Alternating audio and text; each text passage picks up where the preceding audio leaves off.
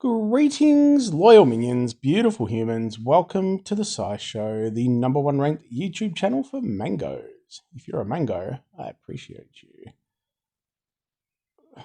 Someone needs to give me some intros so I don't just go off the cuff with random stuff. We are here to review Shareef, another hero. I haven't had many days off lately, I don't think, from the hero reviews. As always, it's part of the Tower Summon. So we will check those odds. Let me know whether you're a fan of the tower events. I find them extremely boring to go past the normal levels, and the rewards are just not really worthwhile, in my opinion. Do you enjoy the challenge? Do you like it? Let me know.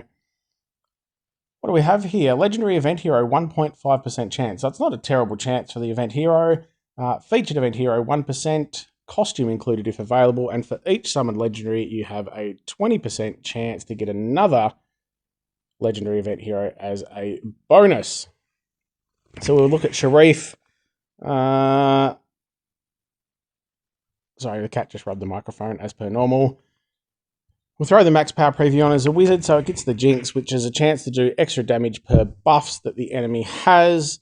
That's a nice little bonus if you're doing damage anyway. Defense up, Aether talent, which is the 20% for 6 turns. That's just a tiny little bit of extra survivability. And we will apologise for any microphone noises. Magic Carpet family, quite good family. Bonus with the flight momentum. I really like this. I think I have one of the Magic Carpet heroes, Alyssa, and the flight momentum is great. So hero starts with full flight momentum at the end of each turn. And when taking damage, they lose it. When casting a special skill, they get more, and slower heroes gain increased amount of flight momentum. Now, the flight momentum means that you get up to 35% mana generation and up to 25% extra chance to dodge, depending on how much flight momentum you have. So it's just nice. It speeds you up. And it's one of those things you don't really notice happening, but it's just an extra chance to dodge and extra mana. This was really useful when it came out. The weaker mega minions, so enemy mega minions have minus 75% HP. Not as important now with not many mega minions being in the meta, depending on the level you're playing. Power crept up by 1 more. I don't know why we can't just go like 2 weeks without the power going up.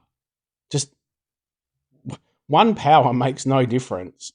It's the skill that makes a difference. So just leave them for a week. You know, put it up 1 each week, a month. Leave it for a month. Anyway, pretty good stats. A little low on the HP and a little higher on the attack. We have a special skill called Skyfall Crumble, running at fast speed. I'll mention the artwork. It's pretty boring. I know, looks like he's having a bit of a wild ride on the carpet there.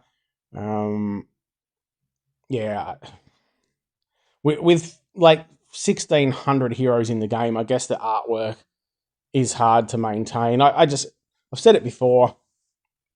I wish they would have a bit more background character to the character itself. So, you know, a background that explains a bit more. Anyway, I won't go on with that. Fast speed deals 400% damage to the target, deals 400% damage to 2 random enemies. The effect targets the same enemy as the first hit if there are no other valid targets. So that's good. At least you're doing extra damage when there's only 1 hero left.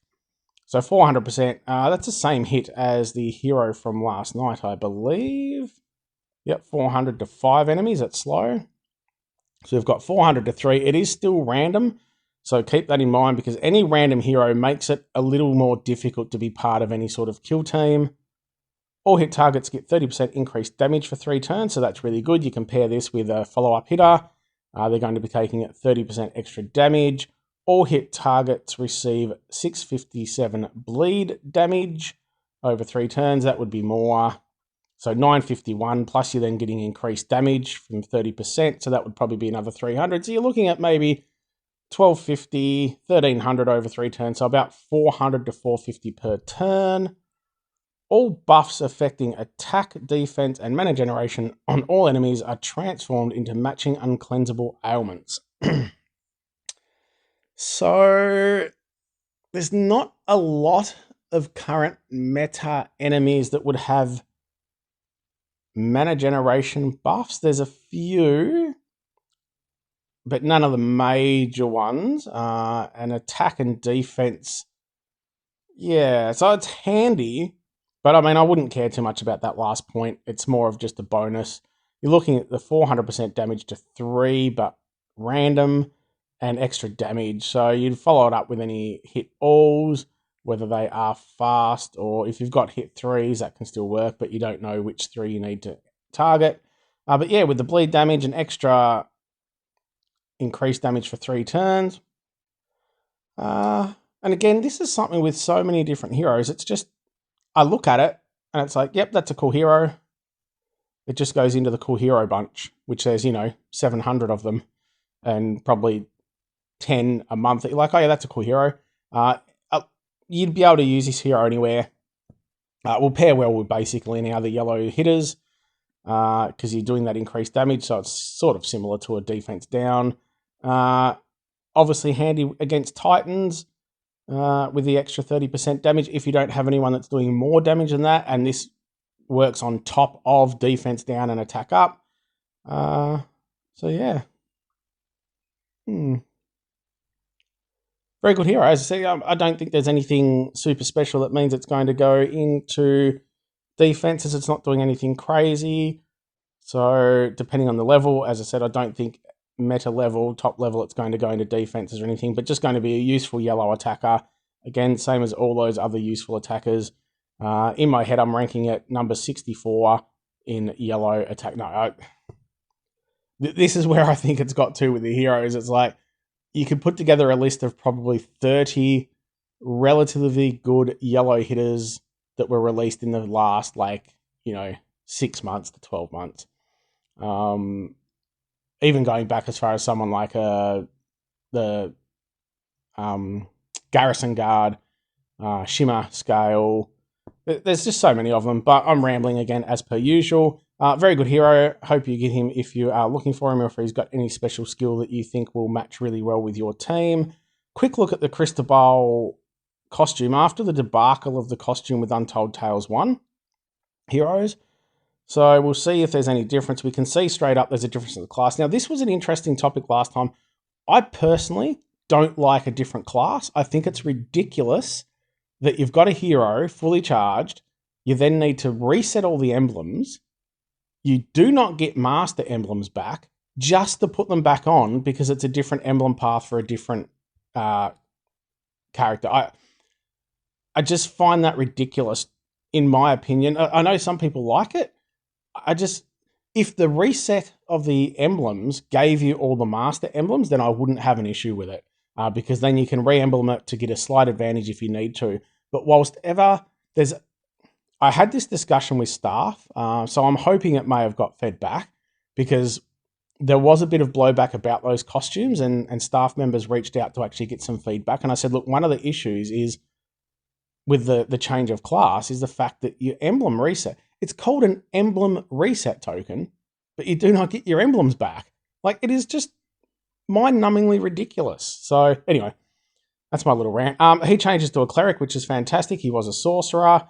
So he got the delay, which is handy, but cleric is great for the mana shield. Gets a counter attack, special Aether talent as opposed to boost. Adds a new passive, which is the status effect on special and then also the weaker mega minion. So he gets that one. When the character casts a special skill, you have a 60% chance to give it minus 45% mana duration for 4 turns to all their enemies. That's pretty handy. 60% chance is quite high, and minus 45% is huge. And if it's fully charged, because they do have the different charge levels of magic, it is 100%. So that's a really useful talent. The 1, 2, 3 heroes, 50, 75, 100% chance to cast plus 5 mana generation on a random ally. So you're getting mana there. Now let's check out the skill to see if it's any different. The first one on the first charge was 300 damage to the target, 600% if there is more than 50 health, and 250 to all enemies, and 500 to enemies with less than 50 health. So, sorry, that's the new one. The old one was 250 to the target, 500 if the target has less than 50. 215 to all enemies, deals 430 damage to enemies with more than 50. So it's kind of just turned them around. So now it's the first one if they've got more than 50% health, and the second one if they've got less. So it kind of makes a bit more sense, because if you've only got one charge, then your heroes are generally probably going to have more than 50% health.